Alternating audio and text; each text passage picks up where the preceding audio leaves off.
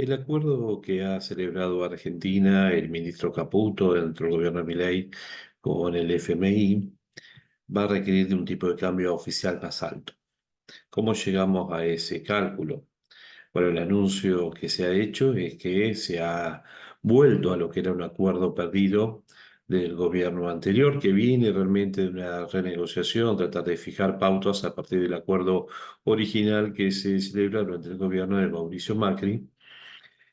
El FMI vio como Argentina incumplía todas las metas que se habían planteado, se había caído en este acuerdo, se había dejado de recibir inyección de dinero que correspondía al acuerdo vigente, dado justamente el no cumplimiento de ninguna de las metas macroeconómicas que se habían establecido. Y es por eso que ahí viene una parte positiva. Volvemos a establecer esta relación en donde se fijan metas macro, dos en particular son las relevantes, que es un incremento de las reservas a más 10.000 millones de dólares y un superávit fiscal del 2%, lo cual implica un esfuerzo importante para Argentina, para la economía argentina, en particular para todos los argentinos.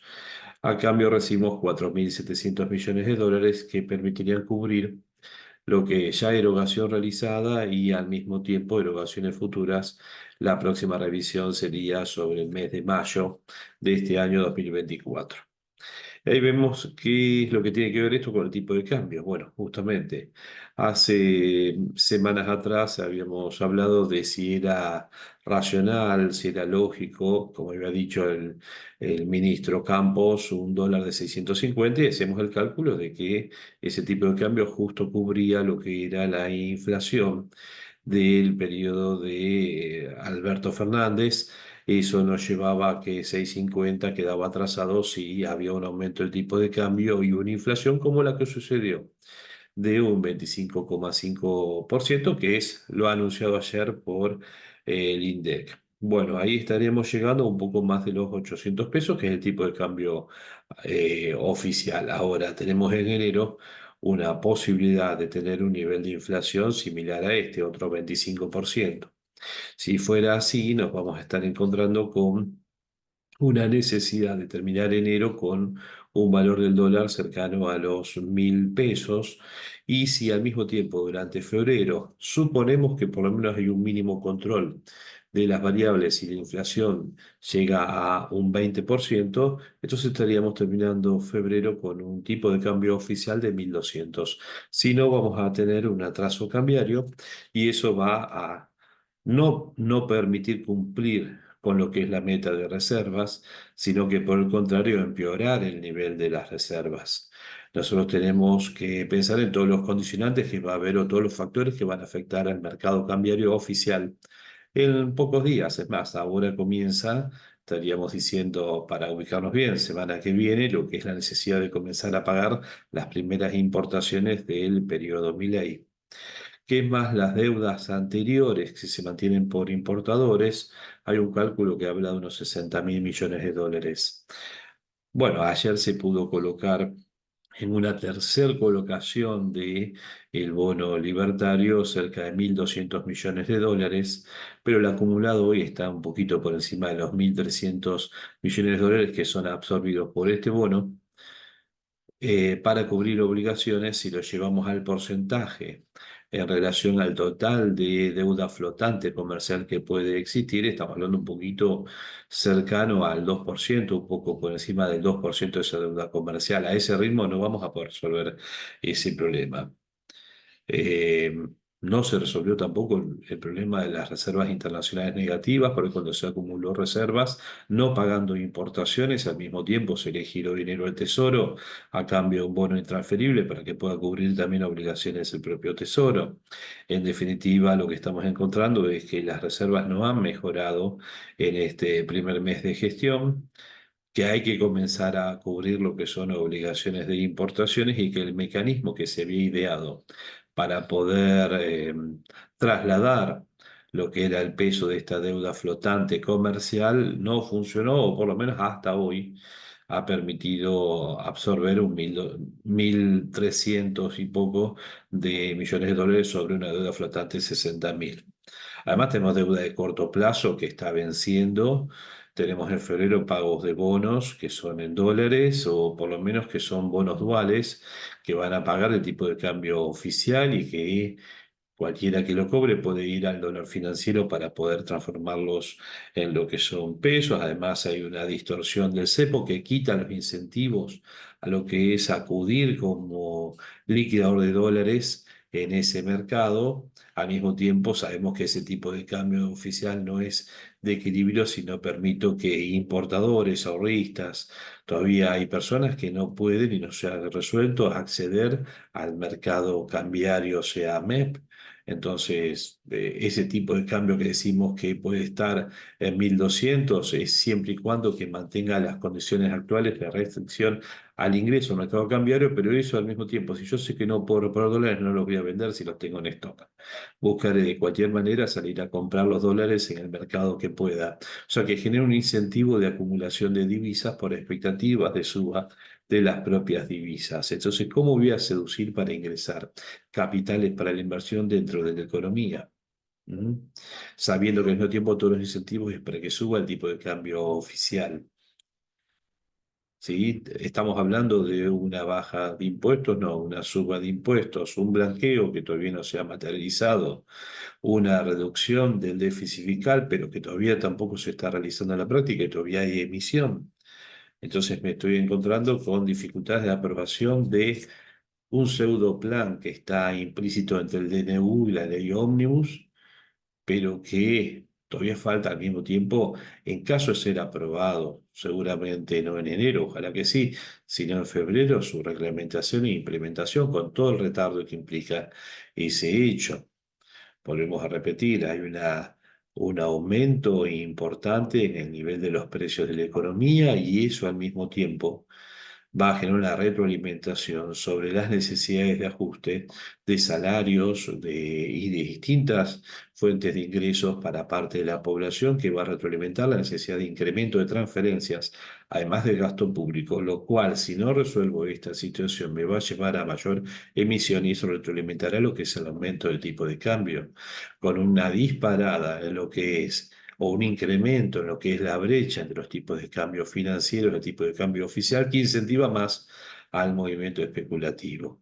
Entonces tendría que ver qué es lo que está pasando con el mercado cambiario, no como el principal mercado sobre el cual estoy trabajando, sino el error que se está cometiendo en la implementación de solamente medidas descolocadas y anuncios que no implican ningún cambio real en la economía. Esos anuncios, sino cosas que se quieren hacer y que no me están dejando, porque la verdad es que le agarré mal al mandar 900 normas a ser consideradas en un plazo de tiempo reducido, donde algunas son temerarias en su intento de aprobación, como la delegación durante 4 años virtualmente de poderes especiales al Ejecutivo, convirtiéndolo en pseudo autócrata, una especie de emperador que conseguimos en Argentina. Eso al parecer se va a estar modificando, pero es un error innecesario, así como pedir autorización para reuniones de 3 o más personas, que también la ministra Bullrich dijo que sacaban ese artículo del decreto, pero son cosas que han llevado a tal efecto de reacción que han implicado una justificación en los tiempos de negociación. Nadie le frenó la ley de convertibilidad también en cuando la necesitó. Pero era la ley de convertibilidad, puntos concretos que implicaban un cambio institucional radical en la economía argentina, pero no hablaban al mismo tiempo de la venta de tierras a los extranjeros, ni tampoco del uso de togas por parte de los jueces en las distintas cortes. Entonces fue tan abarcativo lo que se quiso hacer de una sola vez que es quizás impericia, quizás una estrategia de cómo quiero ocultar un elefante en un lugar, poniendo una manada de elefantes y quiero sacar 4 artículos que realmente me interesan o 15 y rodeo esto de un montón de artículos para discutir. El tema son los tiempos. que se está generando y no he modificado cuando me preguntan por qué fracasa el plan de estabilización. La verdad es que no hay un plan de estabilización para poder focalizarnos bien. No hay ningún plan de estabilización, hay un conjunto de anuncios. Pero en definitiva, cuando escucho que un gobernador, el gobernador de la provincia de Santa Fe, como reducción en el gasto público, es que los funcionarios de la provincia no van a tener más hoteles de categoría y bajará el nivel de los hoteles o tendrán que usar sus autos, escucho una ridiculez en lo que es alguien que tiene que gestionar una provincia que es el 8% del PIB de la economía. Ahí se encuentra de más que nobles, tienen una desprevisión total de lo que es la consideración del funcionamiento económico en términos macroeconómicos y también de la propia conducción fiscal.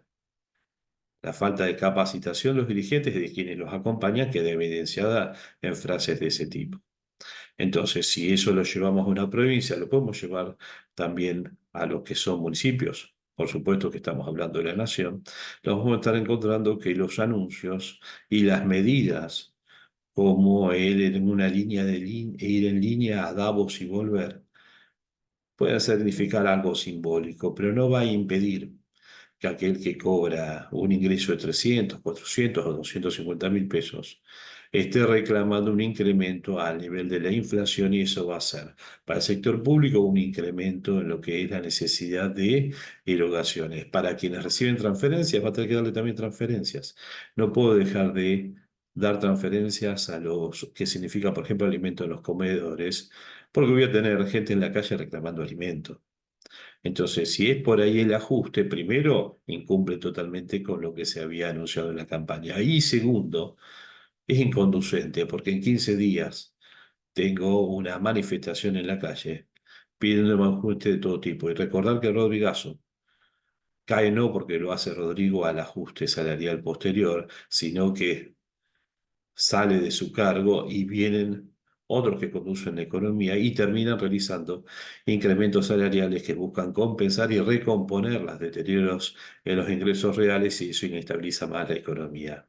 Entonces, yo no puedo estar generando este efecto social a partir de una primer suba de tipo de cambio y un conjunto de anuncios, no hacer nada, porque efectivamente lo que se está haciendo en este momento es nada, permitir que la inflación haga perder el incremento del tipo de cambio real que se generó inicialmente y llevar a un segundo ajuste del tipo de cambio durante, ya sea enero o durante febrero, para conseguir una liquidación de exportaciones acorde a lo que es el resultado que se va a estar obteniendo, con lo que es al mismo tiempo la extracción de recursos y la redistribución posterior de un gobierno libertario que ha cobrado 15%, que ha establecido un 15% de impuestos a los que no pagaban y les ha mantenido las retenciones a quienes pagaban más, como el caso de la soja. Pero además lo ha generalizado en todo lo que son importaciones.